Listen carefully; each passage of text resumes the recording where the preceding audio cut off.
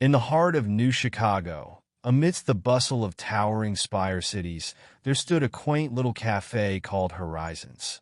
Unlike the rest of the ultramodern establishments, Horizons had charm, soft jazz music, wooden tables, and a gentle hum of conversations.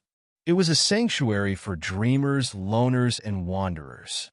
For Celeste, it was her favorite place in the world. Celeste was a university student, 21, and blind since birth. Her cane tapped rhythmically as she found her usual seat in the corner by the window. Though she couldn't see the view of the distant Martian skyline or the hovering spacecraft, she felt the vibrancy of the world through sounds, scents, and the kindness of strangers. Today, as she settled in, she noticed an unusual silence at the adjacent table. Usually, there'd be the clink of cups or the murmur of voices. Instead, there was only the faint rustle of something heavy, like scales shifting. Intrigued, she turned toward the sound. "Hi," she said, her voice warm and unassuming. "I don't think we've met. I'm Celeste." There was a pause before a deep, resonant voice answered. "Hello, Celeste. I am Zephyr." Zephyr was no ordinary patron.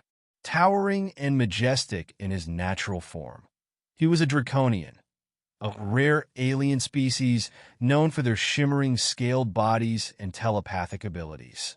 To humans, they were legends, whispers, and galactic tales. To Celeste, Zephyr was just another stranger with an intriguing voice. "You must be new here," she continued. "I haven't heard your voice before." "Yes," Zephyr admitted, carefully folding his wings under the holographic disguise that made him appear humanoid. He was on Earth for solitude, fleeing the pressures of his role as a diplomat in the Galactic Alliance. He never expected to be approached, let alone befriended, by a human. "What brings you to Horizons?" Celeste asked, sipping her chamomile tea. Zephyr hesitated, unsure how much to share. "I was searching for peace." Celeste smiled. "You came to the right place. It's my favorite spot to escape the chaos of life." As the days passed, Celeste and Zephyr began meeting regularly. She would share stories about her classes in interspecies sociology and her dreams of traveling to the stars. Zephyr listened, fascinated by her perspectives. Despite her blindness, Celeste saw the universe more clearly than most. "You speak of the stars like they're old friends," Zephyr said one evening. "They are," she replied. "I feel them in the night sky, even if I can't see them. They remind me that there's more out there than just this planet." Zephyr felt a pang of guilt. He hadn't revealed his true nature. He was certain she'd fear him, like most humans. Yet, her openness made him yearn for honesty. One evening, a sudden commotion broke out. A news broadcast blared on the café's holoscreens. Galactic diplomat Zephyr missing. Alliance tensions rise. Celeste turned her head toward the screen, hearing Zephyr's name. "Isn't that your name?" she asked, her voice laced with concern. Zephyr froze. He couldn't lie anymore. "Celeste," he began, his voice trembling. "There's something you should know." She tilted her head, her expression calm. "Go on." "I'm not human. I am a draconian, a dragon from the stars. I've been hiding here to escape my responsibilities." Celeste was silent for a moment. Then she laughed softly. "I knew you were different, Zephyr.